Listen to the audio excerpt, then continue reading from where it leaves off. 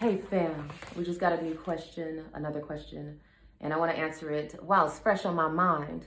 And it was about a meme I posted, something about women's sexual energy being creative energy, and that it's not always meant for sex. Even if you feel, you sense that sexual energy, it's not meant for sex, not all the time. And if it is, you probably will know it. But somebody asked a question, what does sexual energy have to do with creative energy, especially in this context? And I use analogies a lot. I'm visual, and that works for me. And I think of sexual energy as our fire energy, right?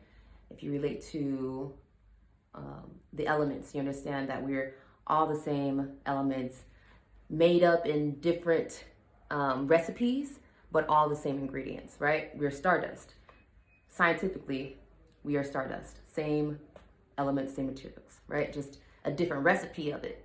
So you get this, you get that person, you get her. So that's what I mean by different frequencies. If you look at a flame, a bonfire does not have the same frequency as a candlelight flame, right? Still the frequency and within the frequency of fire, but it's gonna be different.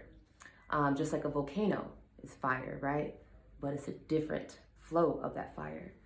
So with our sexual energy, it's our fire energy, and I'm speaking from a personal perspective as well because I am a triple fire. I forgot the name for it, is like trifecta or tri something, Trinity. But Sagittarius, Aries, Leo, Moon, right? And so I carry a lot of fire. It's always been there. Everything I do is through my fire, or it's with the intention of balancing it. And you see me creating, like I'll create clothes, paintings, businesses, products. I'll create anything. And so you see that profuse amount of fire energy coming through in my creativity.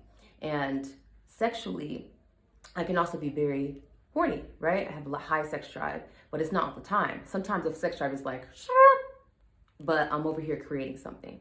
And those are the times where it's really evident that you are flowing with this fire energy, this sexual energy to create. It's not always intended for or meant to move that energy into sexual intercourse or sexual pleasure. And if you think about like when you work out, there's a certain satisfaction you get when you're done working out. When you create something, when I finish a painting, when I finish a dress, there's a certain satisfaction I feel. It's a spiritual climax. And whether we're exercising, having sex, creating things, that sense of accomplishment also translates into balance, climax, right? We've reached a certain peak and now we feel at ease because we've moved that sexual energy into the place where it was aligned to go. And that could be with our partners in bed or wherever you do it. Or it could be on our projects. It could be in the dinner, right? We put our sexual energy into preparing a meal for our families, for ourselves. It's just fire flowing. And it was important for me to understand that because my sexual energy can be perceived by others and assumed that it's for them. And me, I'm like, I ain't even looking at you. I'm not thinking about you when we were trying to do my thing. But if you don't have the awareness of